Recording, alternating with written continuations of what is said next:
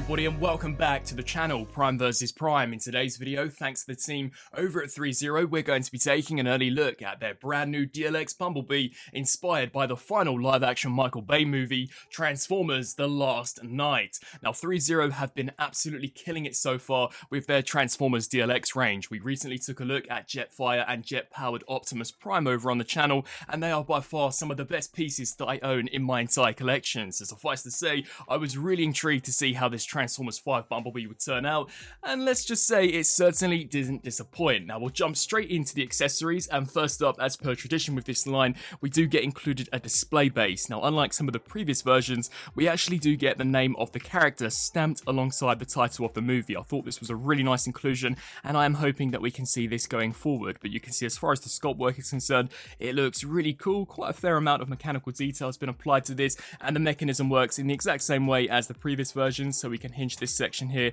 up and down and use this as a locking mechanism, and the cradle here at the top is extendable via a ratchet joint. We also do get included an entire array of individually sculpted hands, so in addition to the pair of fisted hands that already come pre-applied, we do get these very exaggerated, expressive hands which have been painted and sculpted so nicely. I love the attention to detail, such as these metallic gunmetal pieces encased within the yellow knuckles, and you can see all of the various different hinge joints of where Bumblebee would articulate his fingers in the movie. We also get a pair of Warhammer gripping hands, and I think too, the sculpt work on these look really awesome, as so does that paintwork. And then we get a pair of more neutral, more relaxed hands, but still the sculpt on these doesn't look too bad at all, and once again, that paintwork truly is sublime. Now, as far as firepower is concerned, unlike their significantly more expensive premium offering, the Stinger Blaster is not an exclusive accessory, so I was super glad to see it included here with this DLX release, and it just looks fantastic, exactly how it appeared in that Transformers 5 movie. The mechanical detail on this piece alone is mind-blowing, and I mean, just check out the paintwork. You can see some amazing bronze highlights, just to pick out some of the sharper details of the sculpt. Even the arm guard looks awesome, and we have what appears to be the magnets that would actually help Bumblebee kind of reform once he did detach in the film. I was never quite sure as to why he was able to kind of dismember himself, but I do believe these are the magnets. You can see some nice striping carried over from the Camaro, and overall I just think this piece in itself looks fantastic. Now, if I were to be critical, sadly this does not possess any LED function, and I definitely think they could have found a way to have packed in two AG13 batteries so that we could have actually got this here illuminated at the tip. But nevertheless, as far as sculpt work is concerned, this is top notch. We also do get included the Warhammer that we see him use in order to face off against Nemesis Prime, and the paintwork on this also looks incredible. You can see a really nice metallic silver with a darker wash applied over the top, just to pick out some of the sharper details of the sculpt. And as far as the actual hammer is concerned, you can see all of these jagged edges. I love this yellow section slap bang there in the center. Definitely a really awesome piece. And then finally, an accessory that is actually meant for Bumblebee would be his battle mask. Now, this is actually my favorite design of the battle mask across all of the 5 movies. I really did think this made Bumblebee actually look like a wasp or a bee, and I'll showcase how this attaches later on in the video. But you can once again see a really nice wash applied over the top with a darker transparent smoky plastic used there for the actual visor. And then the final accessory we get is to just kind of holster the hammer on the back of B, which too I'll touch base with in just a second. So with the accessories fully covered, let's bring out the main event himself and take a closer look at the details. And so here we have him, Bumblebee, as he appeared in Transformers: The Last Knight, and the mechanical detail on this guy truly is mind-blowing. I was actually quite intrigued to see as to whether or not this would look as good as that premium scale counterpart, and if I'm going to be honest, I actually think it's a little better. Now, as we just bring that head sculpt in here for a closer look, the amount of detail that's actually been applied to this faceplate is remarkable. Ever since receiving this guy, I've just been in awe at not only the paintwork, but the intricacy and really how they've captured that CGI design. You can see, as far as the eyes are concerned, these have got to be some of the best design eyes that Threezero have ever produced. So it appears to be an almost transparent blue plastic with this 3D printing technology applied over the top to really create that intricate pupil design that Bumblebee had in the 5th movie, and I think it's turned out great. You can see the Autobot insignia there, slap bang for the crest, as well as, much like the weapons, a really nice wash applied over the top of this yellow just to make it look weathered and worn. As we take a look here at the torso, of course this is sporting that much sleeker design for the chest piece, and I really do think it looks awesome. You can see those 2017 Camaro headlights, which have been sculpted and painted impeccably well. We actually do get the ribcage, which comes from the underside of Bumblebee and attaches here onto this front section. We've got the Chevy logo slap bang there in the center, and once again you can truly appreciate just the attention to detail as well as paintwork. Even as we work our way down here to the midsection, the pistons, the tubing, everything just comes together so nicely.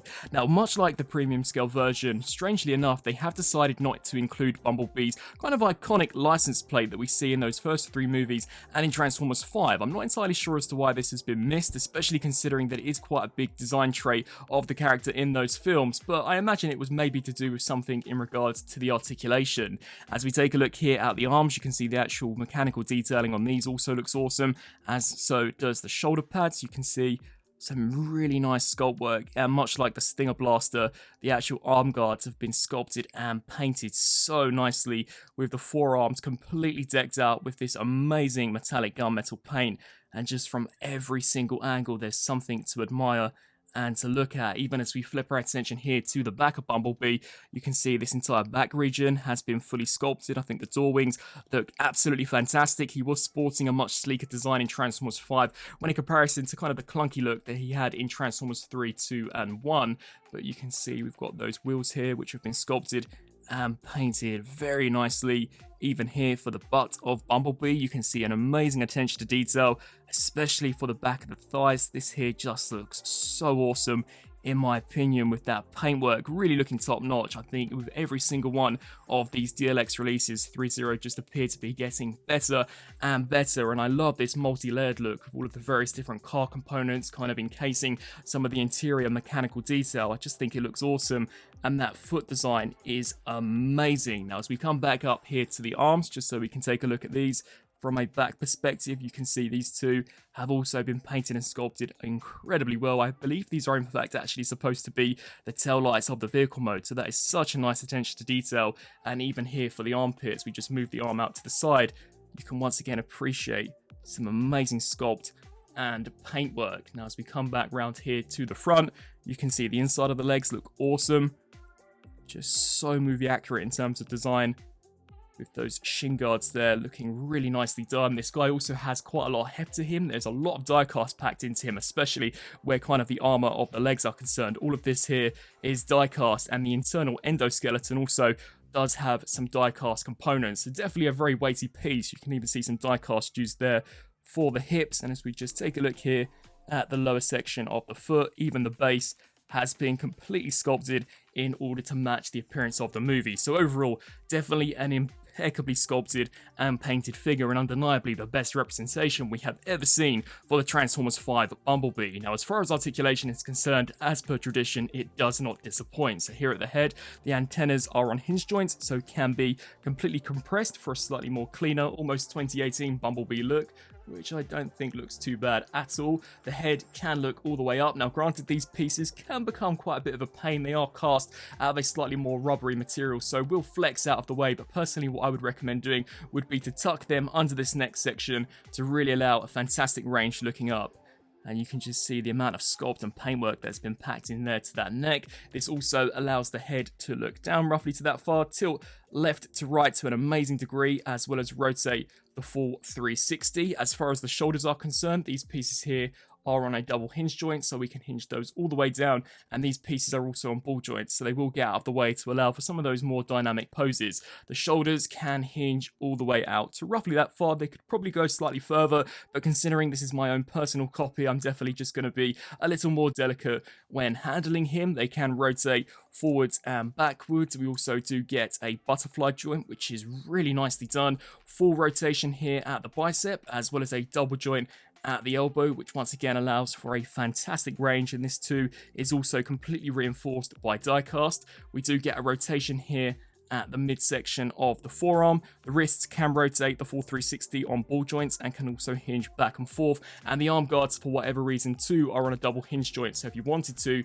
you could actually take this section here and retract this back and forth. As far as the torso is concerned, we do get 2 ball joints, so this allows the entire torso to crunch forwards that far, so an amazing ab crunch. And as far as the mechanical detail that is exposed here at the back is concerned, this, much like their Bumblebee movie Optimus Prime, just looks absolutely extraordinary. And just so you guys can see how this looks from a back perspective, when being compressed, you can see all of those multi-layers which seamlessly overlap on one another. That is, once again, amazing engineering on the part of Threezero. These collarbone pieces too are also on ball joints, so can be moved around to your own personal desire. We also do get a hinge joint here at this upper section, which allows the body to be rocked forwards and backwards, as well as a rotation here at the midsection and the waist. Now granted, the range of motion here out the top is a little more dynamic when in comparison to just the waist, so just to showcase that, you can see we can have it rotating to the left or rotating there to the right. As we come down here now to the hips, I personally would recommend taking these sections, flaring them out to the sides, and the hips are in fact actually on drop down joints, so you are going to want to take here at the thigh, pull this section down, and just so you guys can see, there is a significant difference between when this is dropped down to when it is in the correct position. Now once this is dropped down, it allows the leg to kick forwards all the way that far, which is absolutely fantastic, as well as all the way backwards out to the sides, roughly to 90. You can see perhaps 80 to 85 degree range there, but still really impressive. As far as this pad is concerned, this too is also on a ball joint and can be extended forwards just to get out of the way, depending on your preference. The butt flaps too are on ball joints, and the door wings also have got an amazing range, so these sections here can hinge up and down, and these almost rear fenders too can also be rotated to your own personal desire, and the wheels are on ball joints, so we can lift these up, rotate those around, once again to your own personal preference.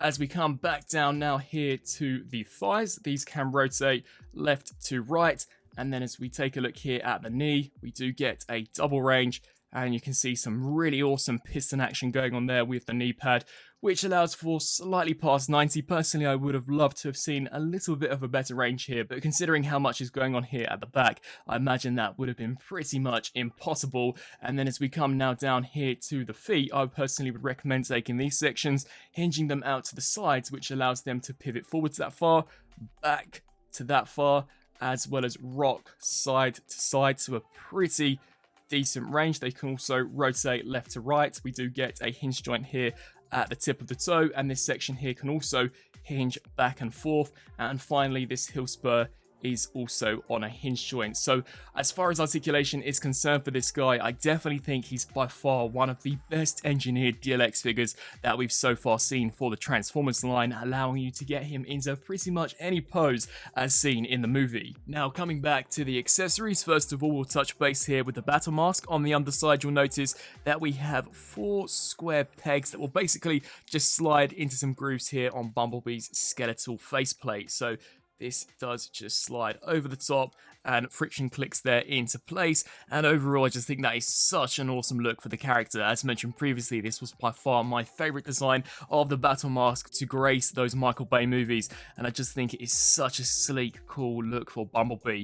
Now this guy also does possess an LED function, much like some of the previous DLX figures, however actually turning it on is so much more simplistic. So basically you just take here where the Autobot insignia is and push down, and that there will activate the eyes. Now, I'm not entirely sure how well that's coming across here on camera, but in person, this looks incredible. It really does bring Bumblebee to life, and with the use of that almost 3D printing technology applied over the top, really does make this guy look kind of freakishly real. He really does look as if though he's just jumped straight out of the movie. Now, just to showcase how that looks with the battle mask applied, the eyes can still be seen visible, much like in the movie, so that is a really nice touch. Now, as far as the Stinger Blaster is concerned, basically you're just going to want to take the lower section of the forearm, and where we have this swivel, you're just going to want to wriggle this section off. And another thing that I thought was a really nice touch is that this is a die-cast rod, so I don't worry about this snapping or becoming brittle over time. And then you just slide Bumblebee's Stinger Blaster there into place, and that just creates an entirely different look for the character. Really seamless integration and just looks absolutely awesome. You can definitely imagine Bumblebee saying to one of those nest soldiers, "I'll make you wish you died as a child. Sting like a bee. which is just so awesome. Now, as we turn our attention back here to the Warhammer, in order to actually apply it into the figure's hands, you'll want to take one of those gripping hands, and this will simply just slide over the handle section. And luckily, the actual ball joints that hold these on are so much easier to actually detach. They simply do just pop off like this, which allows you to slide the new hand over the top. And there we've got Bumblebee with that Warhammer looking awesome, and you can actually get him holding this with both hands, which I'll be sure to showcase towards the beginning of this video.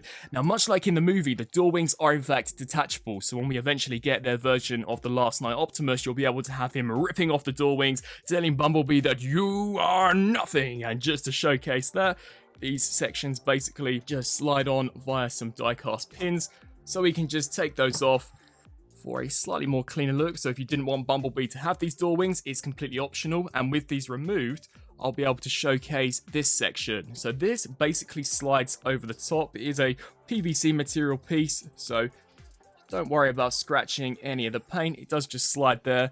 And then now what we can do is take the Warhammer and grip this section around. And that is the Warhammer fully installed on Bee's back. And for those wondering, you can have the Warhammer stored here and have the door wings attached at the same time, so they do just slide right over the top. Although personally, if you are to remove the Warhammer, I would recommend attaching the wings, just as you don't want to scrape or dent any of the paint. So overall, definitely a fantastic figure, and for the most part, all of the accessory integration is really seamless. Now, turning to some size comparisons, we have both the DLX Transformers 5 Bumblebee and the Bumblebee from the 2018 Solo movie, and a massive difference. Of course, there was a huge leap between 2017 and 2018 in regards to the mechanical detail that was seen on these characters, and as you guys know, I'm a huge fan of those Michael Bay movies, so out of the two designs, I think The Last Knight looks absolutely incredible. But for those of you who are perhaps not a fan of those Bay movies, I'm sure you'll still be able to appreciate just how much mechanical detail, engineering, and sculpt work Threezero have been able to capture here with this Transformers 5 rendition. But just as far as the scale is concerned, you can see that this newer version is slightly taller when in comparison to the original DLX Bumblebee. And here we have Bumblebee compared alongside the DLX Revenge of the Fallen Optimus Prime. And despite them of course being from completely different movies and Optimus having a complete redesign in Transformers 5, I think the scale retained the same between all 5 movies. So as regards to actual live action movie scaling, I do find this to be slightly off. Bumblebee should be more along the lines of kind of the lower torso of Prime than as opposed to say the midsection, but still definitely doesn't look too bad as far as the display piece is concerned. And considering Bumblebee from Transformers 5 was very similar to how he appeared in Dark of the Moon, I really don't think that as for now these are going to look too bad on the shelf at all. And so, some final thoughts for the Threezero DLX Bumblebee based on Transformers The Last Knight. Overall, it's once again another astonishing piece to grace Threezero's DLX line. With every single release, they appear to be just getting better and better in terms of the level of detail they're able to capture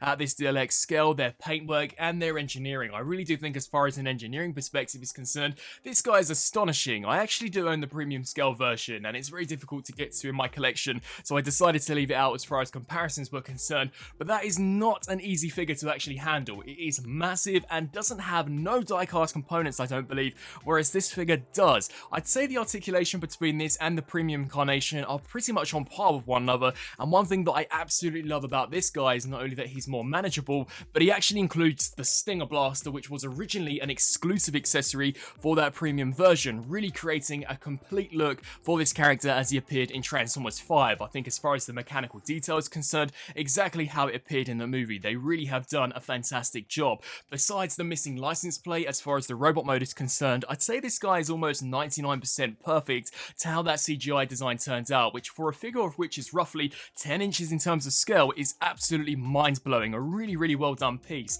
I think each and every one of the accessories have been detailed and painted impeccably well. I maybe would have liked to have seen an LED function packed into that Stinger Blaster, but considering the vast majority of these DLX releases have merely only had the eyes illuminate, I guess that is something that I can't really complain that much about. This guy articulates in pretty much any way that you would want him to. He's got a great die-cast internal endoskeleton, as well as various die-cast components scattered throughout him, which not only adds a great sense of weight to this guy, but also helps to reinforce some of those smaller joints, and he'll no doubt be an astonishing companion piece to display alongside their DLX Transformers 5 Optimus Prime. So with all that being said, this guy definitely does get a massive recommendation from me. I want to say a massive thank you to Threezero for sending this early sample my way here to review, and as always, I'd love to hear your thoughts down in the comment section below, and until my next review, I'll see you then. Thanks for watching.